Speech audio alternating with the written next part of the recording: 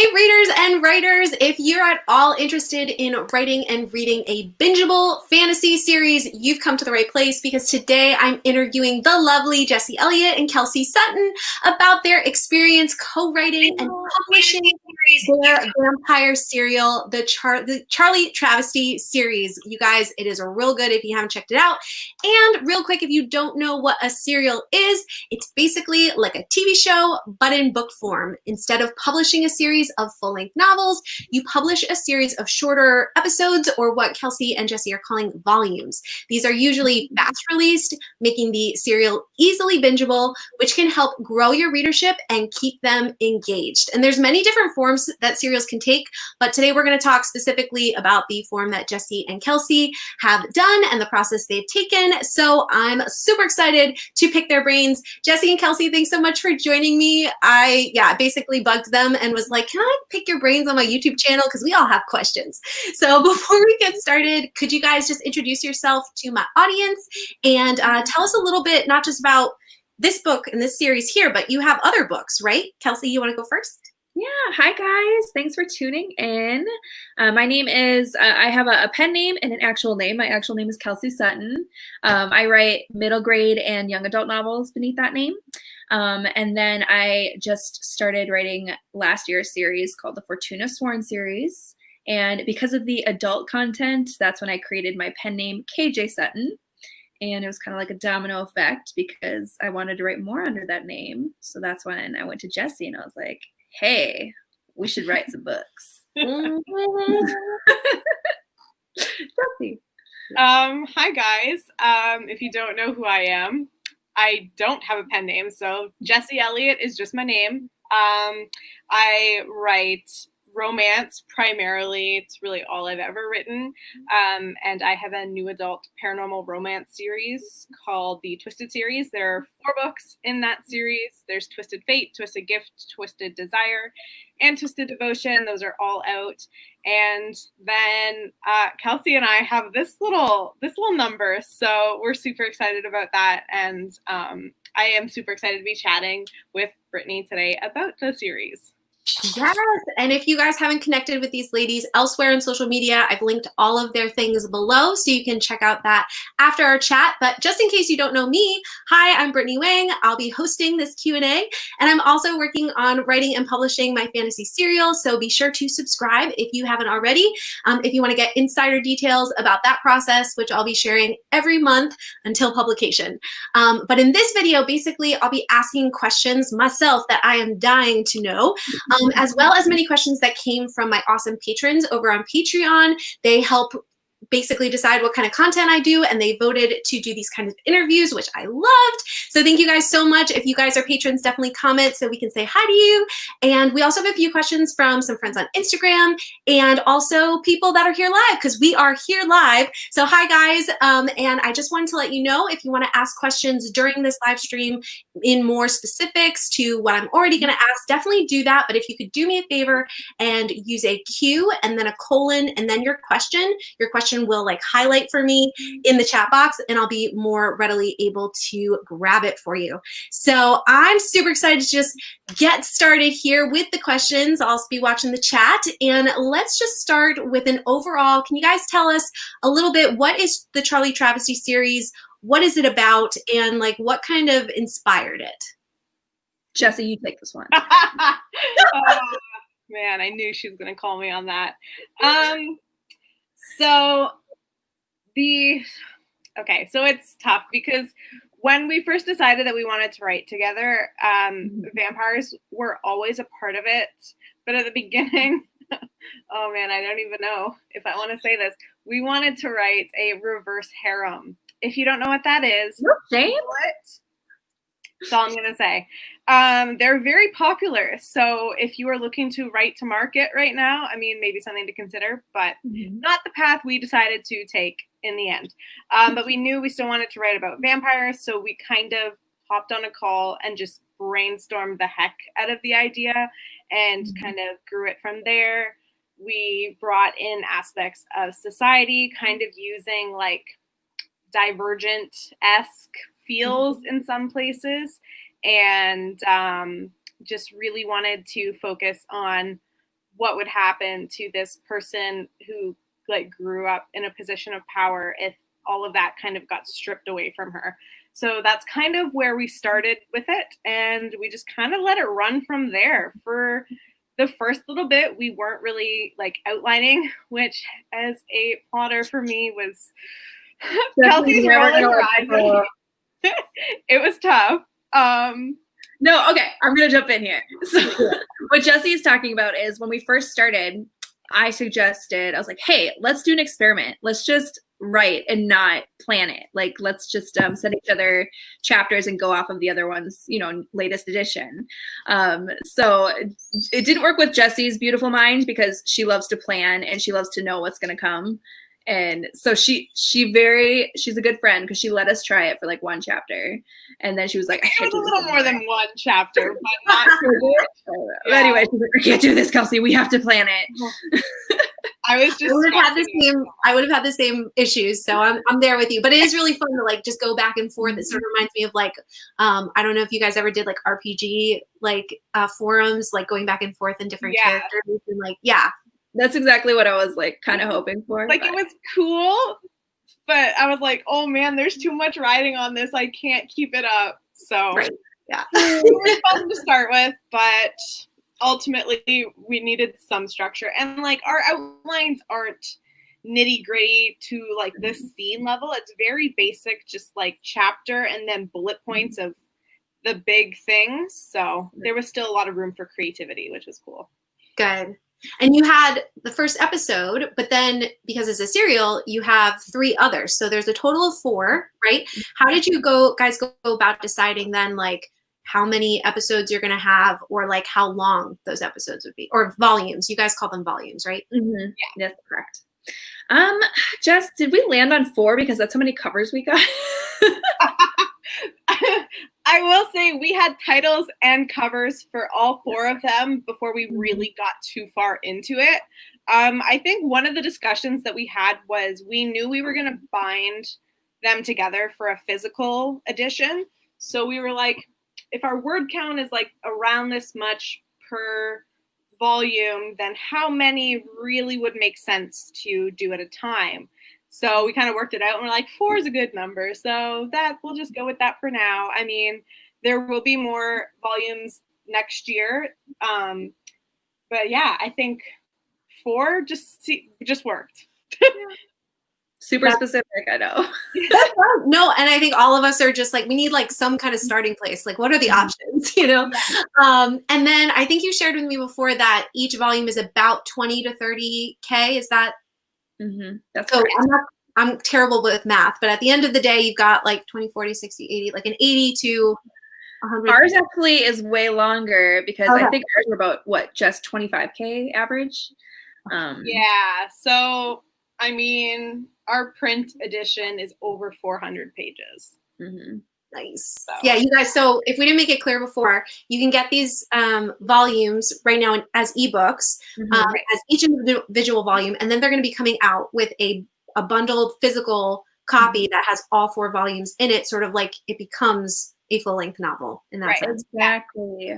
So yeah, the hardcover is releasing July 7th, and then it will be in paperback later down the road. Cool. That's so exciting.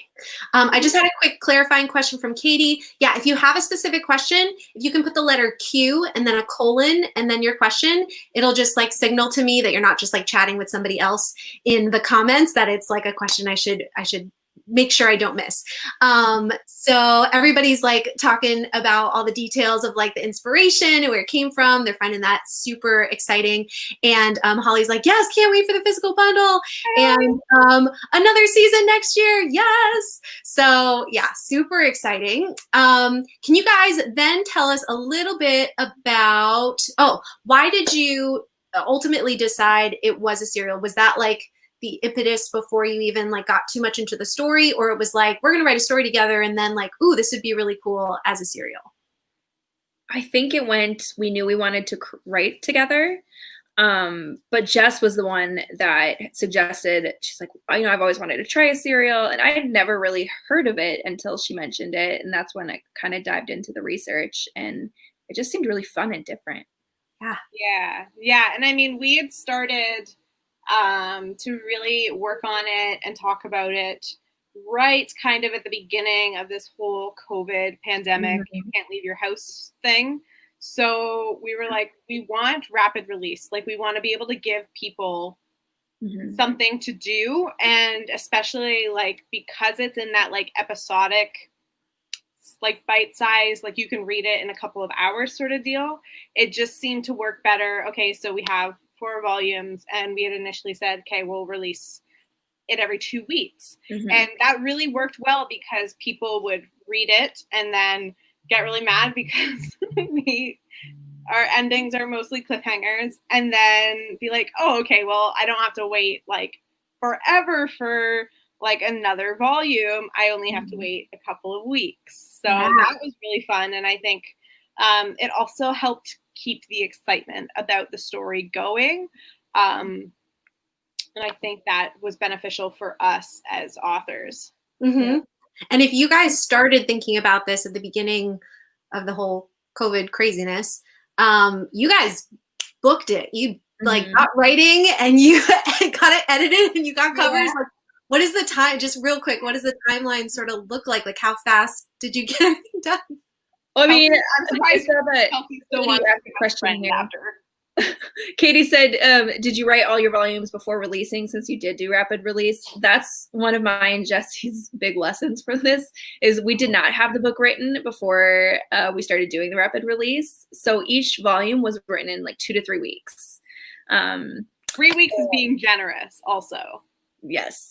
And so anyway, that's something Jess and I have decided we will do differently next time, is we're going to have the book written before we release it. Yeah, especially because if you guys are writers and are doing the indie route, you can set up pre-orders on Amazon. However, if you do not deliver and have to push those release dates, Amazon penalizes you and you get 1 free pass. But after that, you are banned from doing pre-orders for a year, which can be really detrimental to your sales if you really rely on pre-orders, which a lot of us do. Right. Yeah, and I know some people, they get into that rhythm of like, okay, like I have a couple episodes ready, so I'm gonna like start rapid releasing those while I like start writing the next few. But maybe, that's something that like, if this is your first time trying this, like don't don't have it all ready to go before you set up those pre-orders is all. Yeah, right. Yeah. I feel like we kind of already mentioned this, but how do you know a story can be a serial versus a longer novel? Just in general, you guys, if you were going to like start up like your next story and you were trying to decide like, is this a serial or is this a full-length novel? Do you have any thoughts on how you would make that decision? Jess, I'll let you take this one. Yeah, I mean, I think for fantasy, and Britt, you can probably talk more about this than I can. There's a lot of world building that goes into it. So you kind of have to decide if you're ready to set that out over the course of episodes or volumes or whichever way you decide to call it, or you need that, like that whole book to really kind of weave it in throughout, and your reader needs to have it all at the same time. Like if you look at it like, oh, okay, so I have this world building, but the reader doesn't really need it until down the road, then maybe it's not such a big deal as if, oh no, the reader needs to know this now or something isn't going to make sense. Then I would consider maybe doing the novel route. But I guess it comes down to really what you want to do. I think there's ways to make it work, whichever way you decide to go. And honestly, don't keep anything that I'm saying from you choosing to do it or not to do it. Just if you're really wanting to, just go for it. See if it works. If it doesn't, I mean, I feel like if you wrote it as a serial and you decided later on, no, I would rather it be a book, it's not the end of the world. You can easily translate that into a book, right? It should flow that way sort of anyways. Right. Yeah, and I think the big thing that I've heard that I'm sort of keeping in mind as I write my own is that if you can break up, the story easily, the story you have in your mind, into like bite-sized sections that each sort of have some kind of arc, within it, so that even if the person only reads the first one and they didn't realize it was a serial and they get to the end, they still have some measure of satisfaction where they got somewhere, even if it's not the full length. So like a TV show, you can like sort of watch an episode and be like, that was satisfying, even though I know the fuller arc is going to continue. So that's something too that you can play with. But I love, Jessi, what you said too, is like you can just start reading the story, and I feel like the story will tell you, like, is this a serial or isn't it? Yeah, for sure. And you can always, as I said in the beginning too, there's different forms of serials. So some people too, they will release like early portions of a story for free, and in like a serialized format. And they might not do the whole story like that. They might just do that to like get interest into like the bigger novels. So you could like even trial it. There's lots of different ideas. Jessi, where did you first learn about serials, if you don't mind? I think I probably saw it. I'm part of this Facebook group that is like full of writers. It's by the romance author Alessandra Torre, and it's called Alessandra Torre Anchors. It is such an amazing resource to get questions answered, to talk with other authors. And I had seen an author talk about how she had this like series of like shorter than novellas. So I checked it out. And she eventually had done them in like a box set, but she started doing them as a serial. So like releasing, I don't even know what her release schedule was because it was back in like 2018, but I thought, oh, that's cool. And I've always liked the idea of like releasing weekly or bi-weekly or whatever. And I guess, I mean, there's Wattpad and there's like fan fiction, which a lot of that is kind of the same idea of like releasing smaller bits more quickly than just like waiting a year and then releasing a book. And I thought that was really cool. And I had considered actually publishing like a book that way through Wattpad, and then decided against it. And this kind of just seemed like a natural alternative. And it just really worked out with the story that Kelsey and I decided to write. Yeah, love that. And I want to next talk about the co-writing process just a little bit, because that's like a super unique thing that you guys are doing too. I just wanted to respond really quick to, where did I just see it? Somebody was asking about research and how you find, I can't find, there we go. What research did you have to do to come up with the series? Actually, I don't know if Beth is maybe asking just general research or if she's talking about serials. So Beth, can you qualify that before we go, or did you guys want to respond? I mean, I can tell her that the only research we really did for the story itself is we did some research for both the vampire lore and for the Weeper lore. And for those of you that haven't read the series, there is a touch of post-apocalyptic plot lines to it, in that there are these zombie-like creatures that we call Weepers because they walk around crying. And so yeah, we did do research because while of course it's a story and it's going to be, you know, fantasy elements to it, we still wanted it to feel realistic in a way, just so it could creep you out that much more. Why not? And you guys, I really love like all the different twists and like unique things you did with vampires and Weepers, and like the world is just like really cool, even though like I'm usually like, put me in a completely fantasy world, even though I like dystopian, but like I got into this and I was like, there's so much like nuance in here that is just like really cool, and like, oh, like I never would have thought of that, or I've never seen that before. So it's so wonderful to hear. We worked really hard on the world building, like just the details of like, you know, blood in the champagne and stuff like that. Yeah. No, it like, and it all pulls together. It's like nostalgic, but like new, like fresh. Yeah.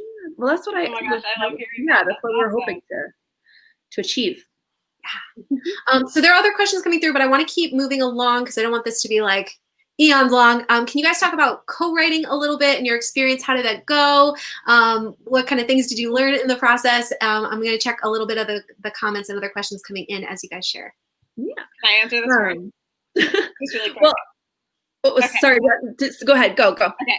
So I read, I'm going to, hold on. So like Kelsey said, she writes under a pen name for her more mature audience stuff. For my kinky stuff. Yeah. let's be real. So I read this book last summer, and I fell in love with Kelsey's writing. And I was familiar with her before, but I knew as soon as I read this that we needed to write a book together. I was like, I don't care what it takes. Like, I want my name on a cover with this girl, and I'm gonna make it happen. And so I've thought about co-writing for a while. I just never had someone that I was like, oh my God, like I need to co-write a book with you. Until Kelsey came along. So yeah, and it wasn't like I had to beg her or like negotiate a huge contract with her. It was a very text. I was like, hey, we should write a book together. And you were like, yeah. Yeah, it was very chill, like, okay, let's do this sort of deal. So that's kind of where that came from on my end. Kelsey, I'll let you add if you like. Yeah, so that's why we decided to co-write. I think I heard, Brittany, that you were wondering how we do it, like the technical aspects of it. Sure. Yeah. And right now, at least, how we've decided it works for us is we write in a Google Doc when, you know, Google Doc isn't being a little jerk. And we each, when we make our timeline or our plot, Jessi is very organized. She highlights who's going to write which scene, like in different colors. So that's how we know who's working on what in the Google Doc. Yeah. And just to add on to that, like we decide together who is going to be like best suited to write Noah, for instance, or like one of the scenes where it's going to be a lot more like logistic and world building. I think Kelsey's really skilled at doing that. So I would say you take the first pass at that. And then we always go through it anyways and like add in what we want to the other person's scenes. So that is kind of like happens after we have it drafted. But yeah, so we each have a color in the Google Doc, and then we highlight that on the outline, and then we change it to like a finished color. So we know, okay, that person's done writing that scene. I can go into it and edit it and add what I want to. Except Jessi likes to jump the gun and do it as I'm writing it. I'm totally messing with you. Well, this happened 2 days ago. I was working in a scene and Jessi started adding to the scene as I was working on it. And so then I typed in the scene, "Woman, get away." I need to start using the function. You can, like, if you're in Google Docs, you can see the picture of the other person who's in it. You can click on it and go to where they are. I should have done that so I knew where she was, but I was just... The craziness of technology where you're just like, how is this happening right now? Yeah. So I had one more question, the co-writing thing, from one of my patrons, Sal Trent, and they asked, when you come to a place that you disagree, like on a plot point, on a like whatever, how do you deal with that? I mean, it's definitely happened, but Jessi and I work well in that, like, I'm pretty sensitive. I know this about myself as a person.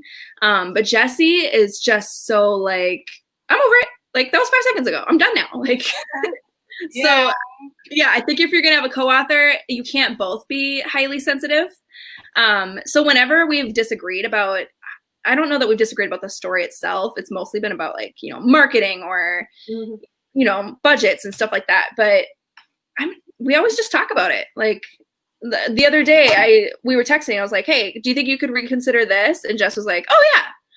And I don't know, it just works. I think for the most part, we got super lucky in that we're very in tune with each other, and that works really well. And there hasn't come a point where we're like butting heads so much where it's like, I'm not going to give on this and I'm not going to give on this. Usually it's like, if the other person's like, I'm going to die on this hill, then the other person needs to just be like, all right. That's kind of our code, actually, where one of us will say like, I'm on this hill. The other one will be like, okay. All right. Right. So at least like when, you have this like thing of like, okay, this really means a lot to me. And the other person's like, okay, well, I guess it doesn't mean that much to me. So I'll go with you. Exactly. And I guess another key point is just to like, when something comes up, talk about it right away. Like, don't let it fester and sit there. No, because Kelsey overthinks things sometimes, so I have to kind of be like, girl, chill out. It's fine. We're fine. Just breathe. So, but I it's love it. Awesome. Well, if you guys who are watching can't already tell, these ladies have really awesome, fun personalities, and their characters do too. So before we get to, because you guys are asking questions about plotting and all the different things that we're going to get to, I just want to ask a couple fun questions. And anybody who's read the series so far, no spoilers, but you can answer these questions in the chat as well. So number one, from the first three, let's do the first three volumes because most people have read that. First three volumes, which character that you've written do you feel the most like? Ladies first, Jess. I just learned something new about you. Okay. I don't know, lady. Okay, which am I most like? I think Kelsey needs to answer who I'm most like. Oh, yeah, let's do it that way. Okay, we'll do this. I think Jess is actually, you're pretty damn like Charlie because you're sweet and yeah, you think about others around you. I know you don't think you're sweet, but you are. Yeah. Oh, You're like Charlie. Oh man. I was answer. I'm sorry. I mean, yeah, okay, so like I half agree with that, but then I find a lot of, if you guys have read it, the snark that Noah has is definitely mostly me. That's definitely my personality. And I would say that Kelsey, if I'm going to answer for Kelsey, I would say she is most like Drew. Aww, I would have that. That's awesome. But Zara, I see your comment. You want to be like Sylvia. I want to be like Sylvia too. Doesn't I mean, I know we wrote it, but she carries a whip around. Like, how badass is that? Like, so that leads into like the second fun question. So either which one would you want to be most? Do you wish you were most like, or which one are you not like at all? Either of those. I'd rather be like Sylvia. That's my answer.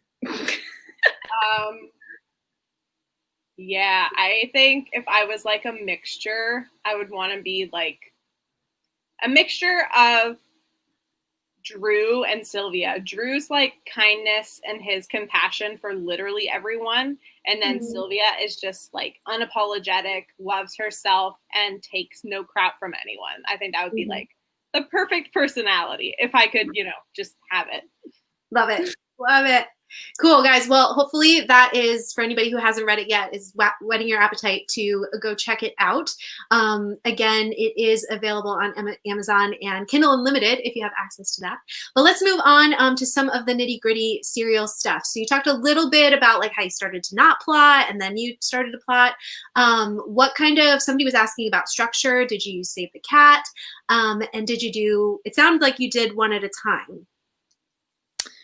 Yes, we definitely did. But I will say, Jess, didn't we plot all the volumes out after we finished volume 1? Yeah, I think we had the main, like, this is where it ends. This is like the big moment part of that particular volume. And we did save the cat for that. Yeah. But it wasn't like each story doesn't necessarily hit all those 15 beats. If you guys are familiar with Save the Cat, and if you're watching Brit's channel, I would imagine that you are, because I know that she loves it. But I think definitely the overall kind of way the story went, we hit most of, if not all of the beats just naturally, I think. And I think you'll find, even if you don't study those story beats, if you're writing a story, your odds are you're going to hit those beats, at least some of them naturally. I like it. Oh, and then I saw that Katie asked how you and I met. Instagram. Yeah. We have yet to meet IRL. This is true. But if the writing retreat actually happens this weekend. You're right. It's going to happen. And I feel like so basically save the cat, but maybe not hitting all the beats. And one thing, again, if you're sort of structuring it too, like looking at like TV shows and using that structure a little bit as well. As I was studying like pilots of TV shows, like I would pull out like the save the cat sort of outline and like follow it. And sometimes they use the first 2 episodes like as the full save the cat beat, where like they almost hit the midpoint at the end of the first episode or volume to like really hook you, which I feel like you guys did because you had this like, I won't do spoilers, but like a massive like what at the end of the first volume, and then like you're like, I need to go read the second one, which I think is smart too. So that's sort of plotting, you guys. You guys can keep asking questions about that as we talk about, we sort of talked about the co-writing, right? Part of it. What about, you can mention anything too about the writing that you want to add, but anything too about the publishing side of it. And how is that process maybe different than your past experiences? Because now you're handling multiple books at a time, multiple covers, multiple like editors. Like how did you handle all of that?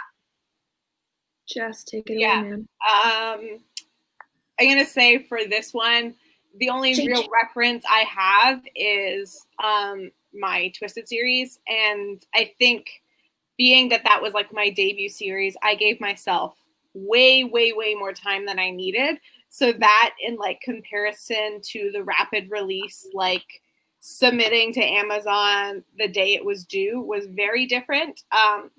But because of the way that we released it like bi-weekly, it was a big time crunch. So we would finish the draft, then basically turn around, have it edited, and then like we're literally formatting it and submitting it.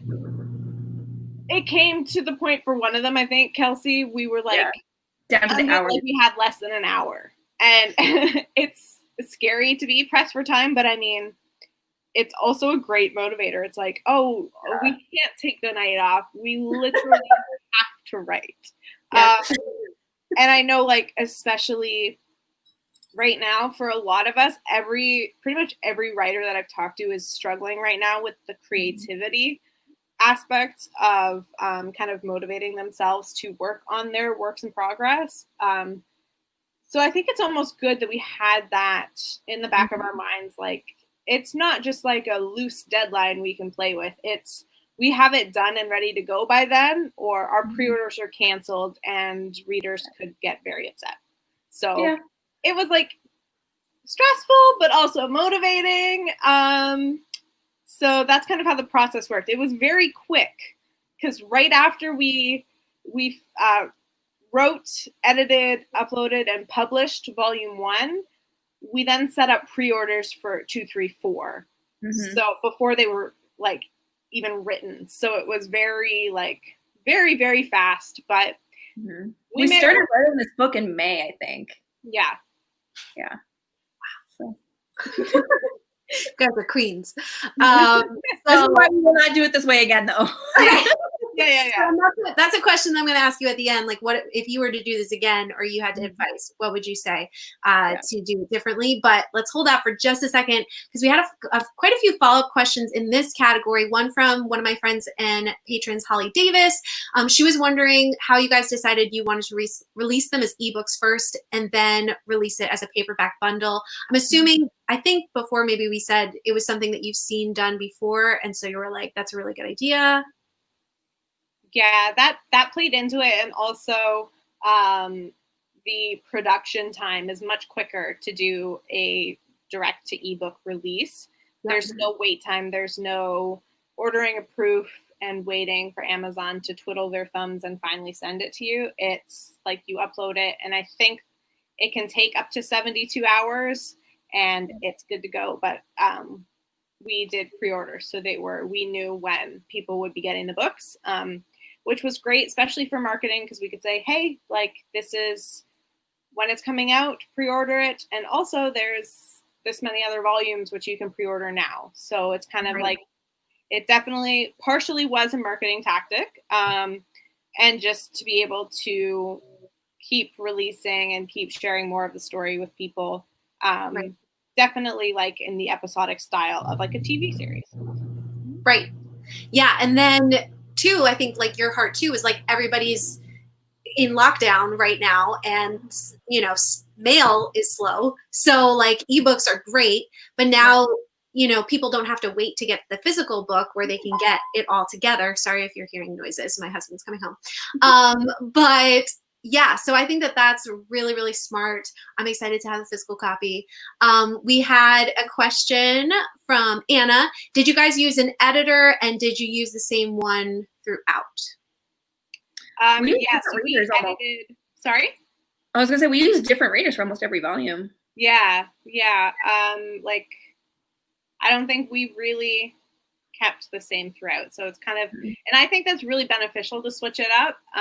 Speaking from my own experience working with an editor for the first 3 books of my Twisted series, it was really cool and I loved working with her. But then switching it up for the 4th one gave me a whole new perspective and kind of allowed me to further my learning, because different editors know different things, right? And they have different experiences, so they can offer different feedback. And I think it's beneficial to see the different styles of feedback that you're offered. So yeah, I think it's always fun to work with new people too. It can be a little stressful, but an example of the stressfulness is that, like, for instance, one reader will really love a scene, and then another one will be like, this scene doesn't fit. And you're like, well, what do I do with that? So you kind of got to go with your gut at some point. Yeah. At the end of the day, I mean, you're self-publishing because for the most part, I think I've seen through across the board, one of the number one reasons people self-publish is that control aspect. At the end of the day, it's your call. So it's both a positive and can be a negative, depending on how you look at it. Definitely. And if you had different editors for the different books, my question is, did you have to so if somebody edited book 2 but didn't edit book 1, did they then have to read, sorry, I keep saying book, but volume 1? Yes. So was that like a discussion of like, hey, I'd like you to edit this, but I sort of need you to read volume 1 first? Was that like? Yeah.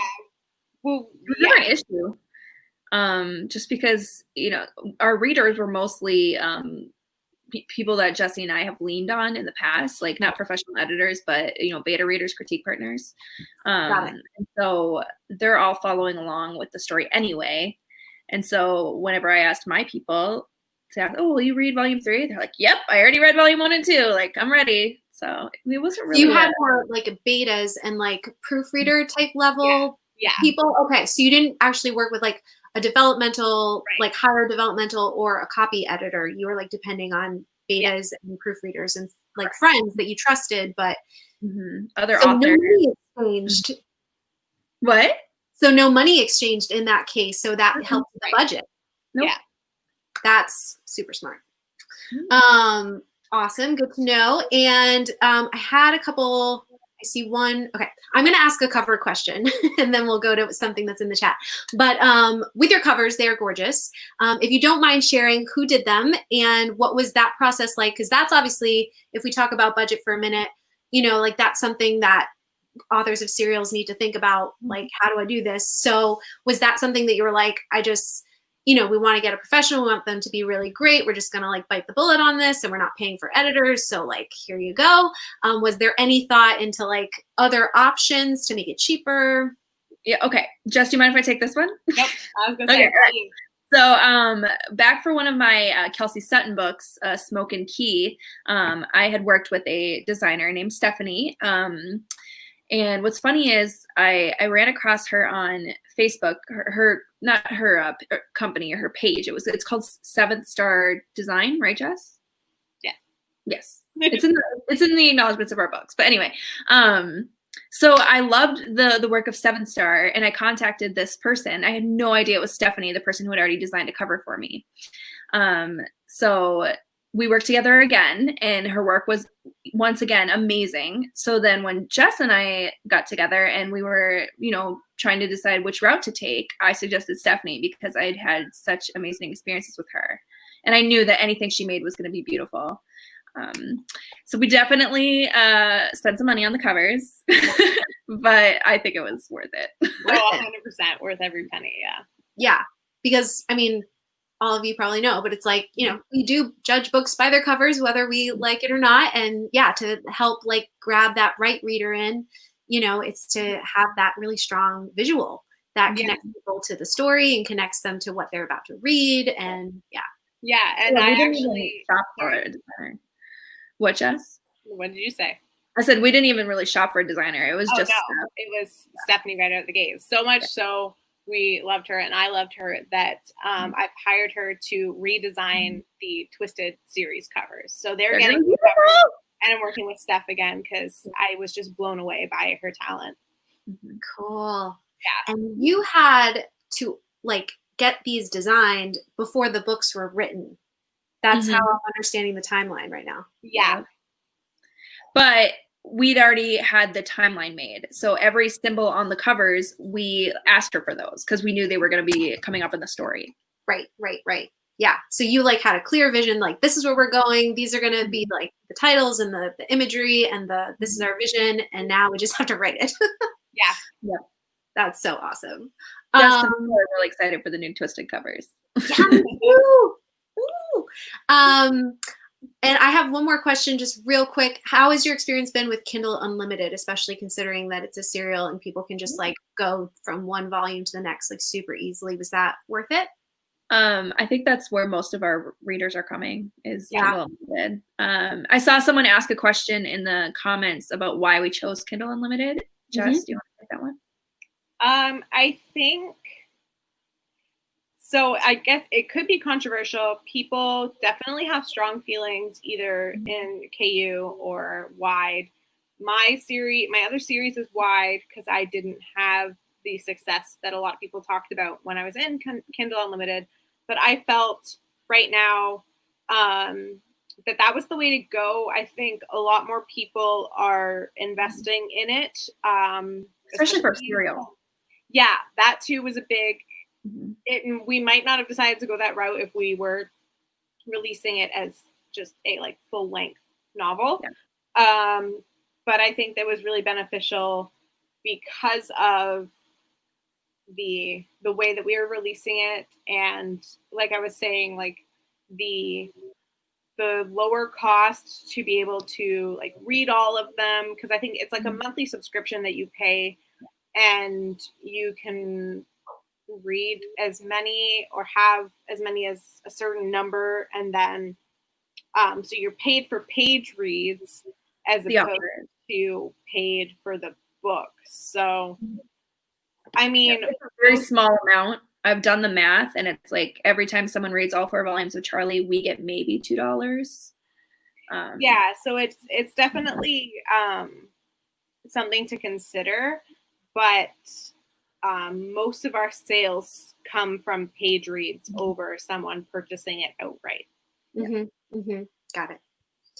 But overall, you feel like it was worth going with? I think it was. I think so. Yeah. And do you feel like you're getting a lot of like organically people are finding you because they already have a subscription kind of deal? I believe so. Yeah. You think so, Jess? Yeah. I have no idea. I definitely think so. Yeah. Yeah. Cool. Awesome. Thanks for, again, delving into like the little nitty gritty. More general, wider question from Keelan. What was the toughest part of the whole process? And I'm also just gonna, thanks Keelan, smash that like button, everybody. Just gonna put that out there. Thank you. But let's go back to what would you say the toughest part of the process has been so far? Well, first, Kaylin, I read that wrong, and I thought you were telling everyone to smash. I was like, all right.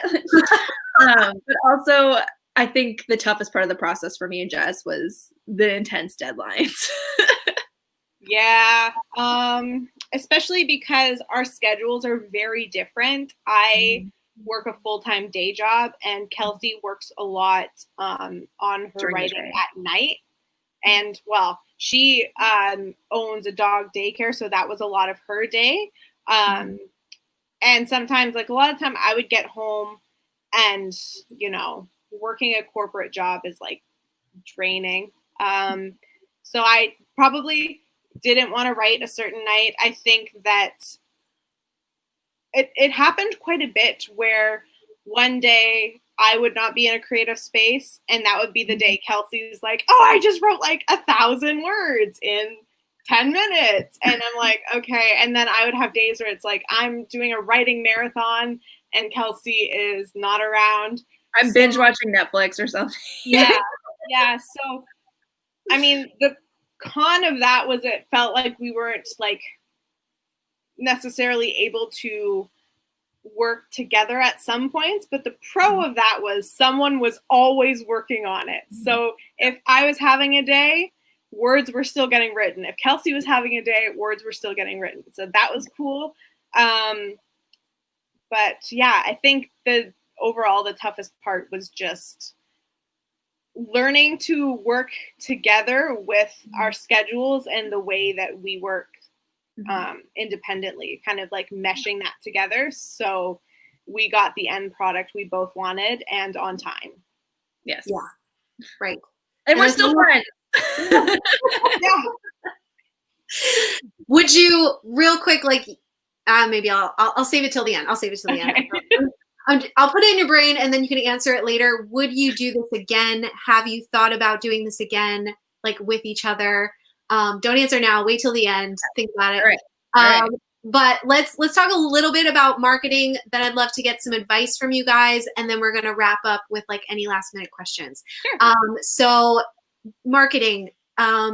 Obviously, again, you're like doing longer term marketing. It's spilling into like other episodes. I keep calling it episodes, volumes. So what was like the learning curve, or what made it different or more enjoyable? Like, what was the marketing process like that was there? Oh, it's just something was always happening. So that was fun for me. Like, you know, with my Fortuna books, they're a year apart right now. So there was a year where like I would get a notification once in a while when someone was reading it, but like we were having a volume release every 2 weeks. So like you got that release day rush constantly. Yeah, so, someone that was really fun. always reading it seems. Yeah. So you're constantly getting like tagged and like people sharing pictures. So like, did it almost make the marketing easier, or like more fun, more enjoyable, or like at some points was it like overwhelming because it was like so often? I don't think it was overwhelming, but I don't think it was. For me, I didn't find it hard to keep up with everything because I was like, oh my God, people are reading my book. Yeah, we're like, yeah, it was a lot of fun. All the posts of people's pictures were just like, Kelsey and I would like send each other like 5-star reviews, like, oh my God, people actually like it. And like, look at this beautiful photo this bookstagrammer took, and like all that. So that was a lot of fun. I think we worked with some really, really great readers who are so excited about the series and are constantly sharing about it and talking about it. So we got super lucky that way because they're like helping us with marketing, and it's really amazing. So it's just been a lot of fun.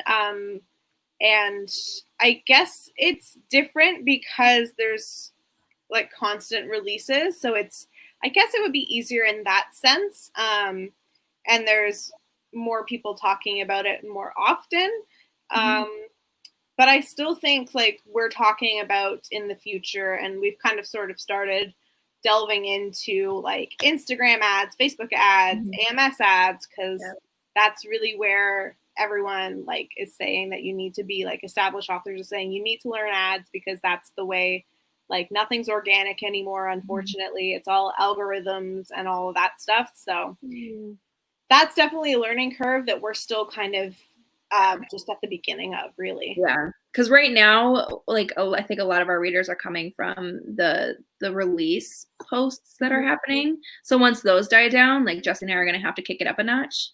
Yeah, and that's when we're really going to learn about. Yeah, especially it's going to kind of answer your question, Britt, but there's more volumes coming next year. So we're really going to need to, in the time where we're not releasing, still keep talking about it. And that's really when those marketing efforts are going to be implemented.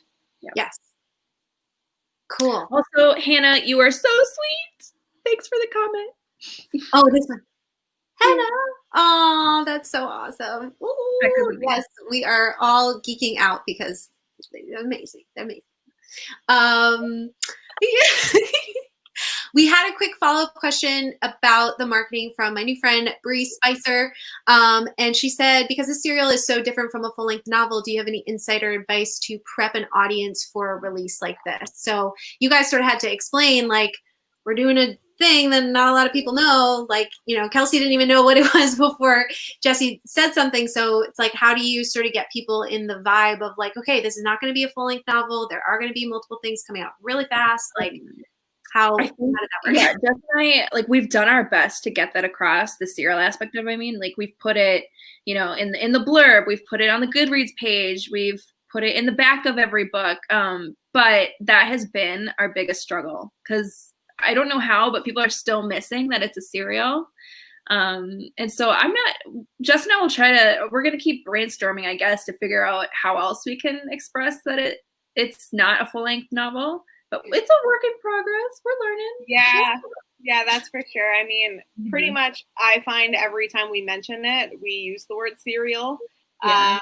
And we've made posts explaining that, hey, it's like you're getting like snippets, and that's kind of what it is. It's not a full-length novel. It's very clear on the Amazon page, like in the description of the book with like the more like logistical stuff, it has the page count.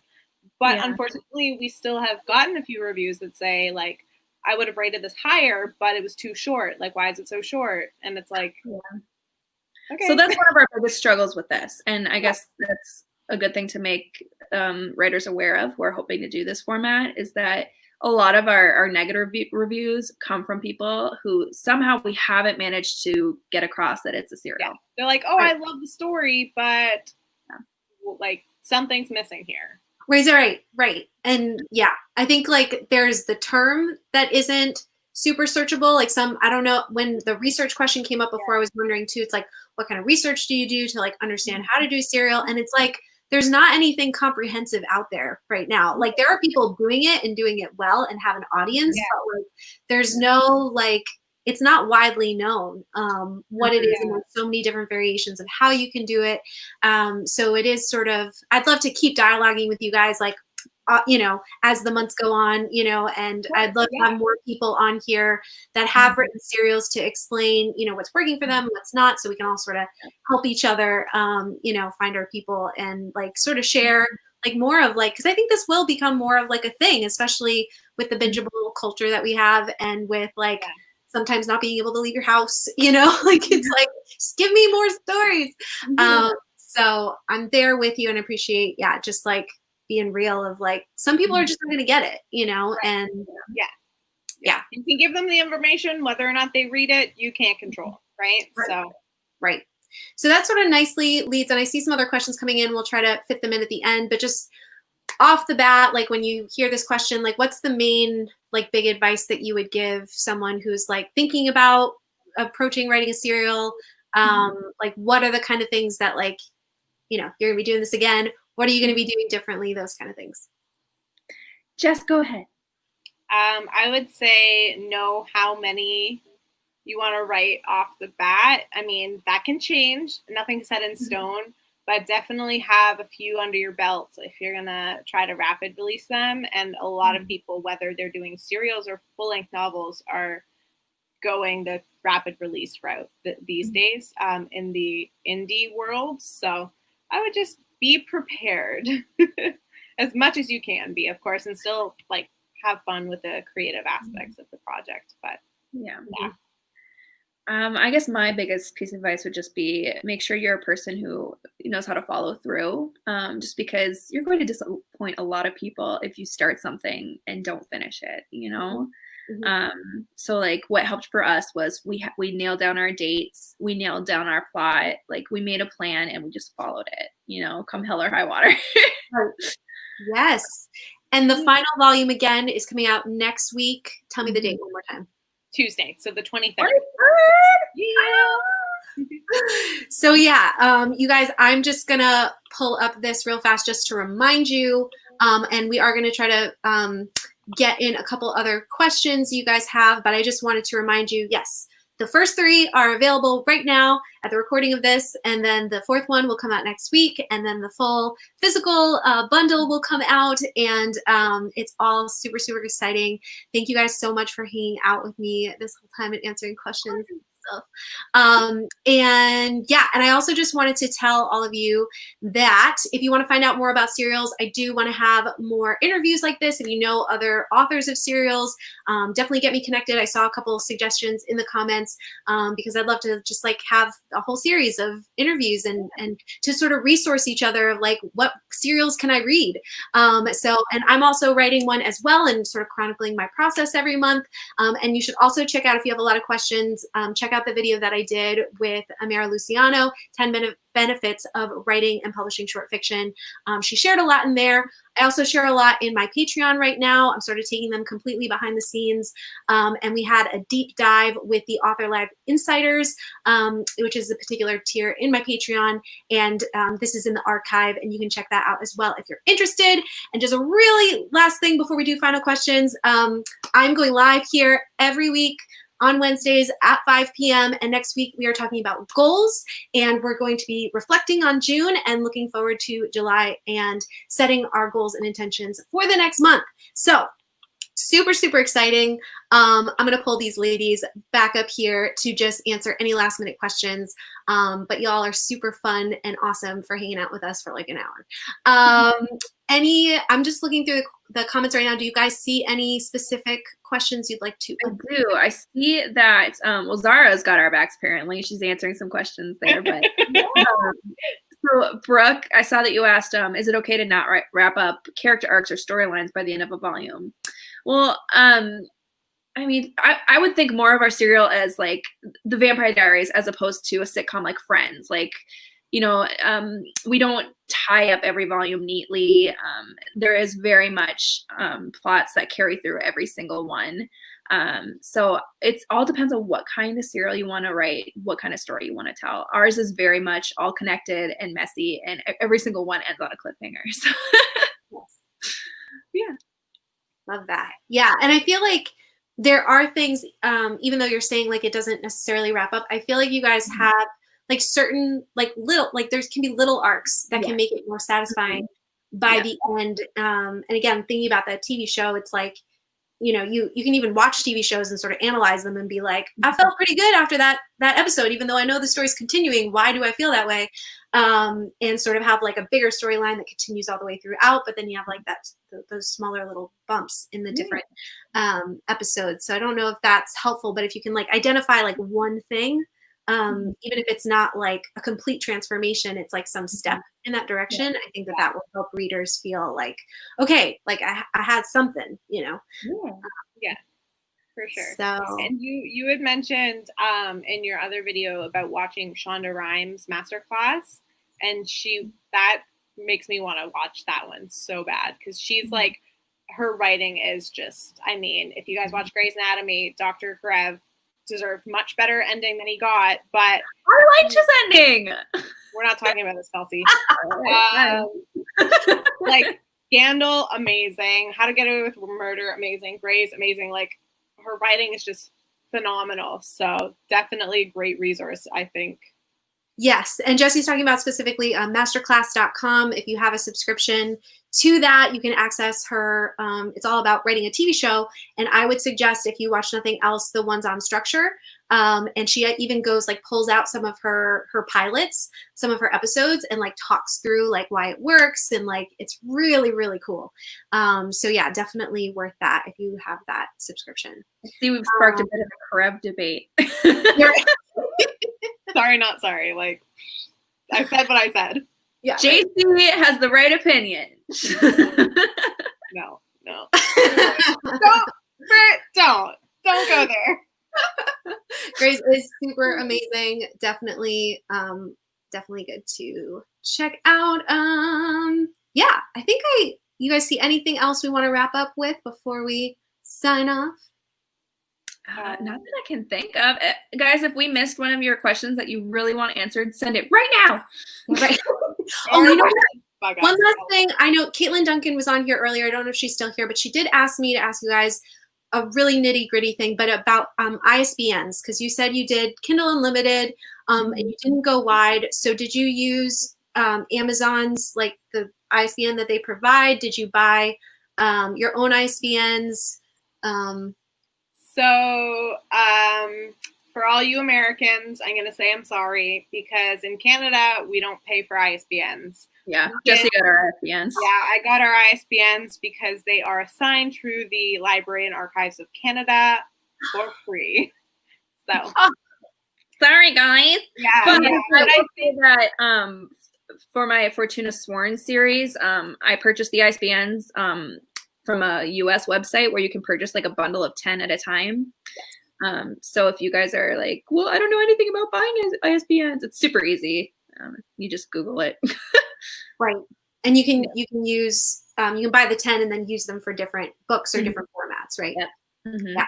So if Jessi hadn't had that connection, that's probably what we would have done. What you would have done. Yeah. But if you can, oh my gosh, you can do that. Save some money. Brooke says, do the volumes have their own Save the Cat formula beats, or is it where you have the volumes like the first 5 beats and then the second volume has 6 to 10 or so on? So I think she's talking about like the overall series. Did you also use Save the Cat to like plot, like semi-plot? I will say that, and Jessi said it earlier, I don't think like volume 1 has 15 beats and volume 2 has 15 beats or anything like that. I believe that the 15 overarches the entire book.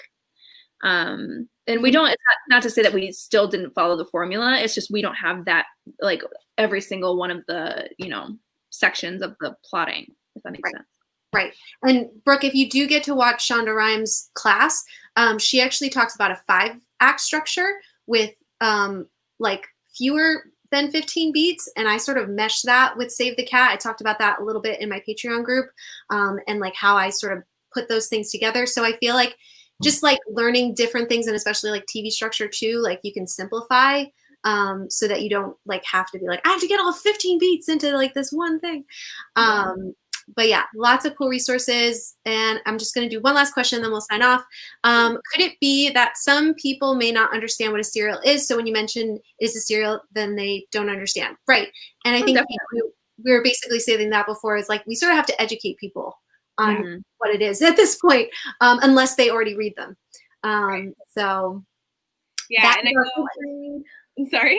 No, I was just gonna say that is the plight of the serial writer right now. But yeah, and I mean, if you look on Amazon, they have a bestseller category where it's like a 2-hour read or something. I forget what it's called specifically. But if you click on that, and Britt, that's especially a good place to look for like other examples. Yeah. Then you'll see so many people are just writing this way and maybe not calling it a serial, or they're just publishing that and their readers just kind of take it. But some of them are more established authors who kind of could publish like a 2-page essay on one character and it would be a bestseller. But yeah, so there's definitely a lot of different resources, even just on Amazon, just to see kind of like how it's being done and marketed, if at all. Because like I said, some authors just publish that way and let the chips fall where they may. Right, right. So interesting. I feel like in like 6 months or like I'm going to want to have you guys back and like, what else are you learning? Yeah. But I hope you guys had so much fun, because I had tons of fun chatting with you guys and interacting. And you guys, thank you again for hanging out with us live. If you haven't already, definitely leave a comment in the actual comment box down below, letting us know what your favorite parts were. If you have any additional questions, we can always chat with you there as well. Check out all the links to these ladies are in the description, along with a playlist that's going to have this video as well as all the other interviews I do or different updates about my own serial. Lots of stuff. We're going to continue. We'll be back here at 5 next Wednesday as well. So we're going to sign off, but we hope you guys have a great evening, and we'll see you later. Bye. Bye. Bye. Maybe. Here we go.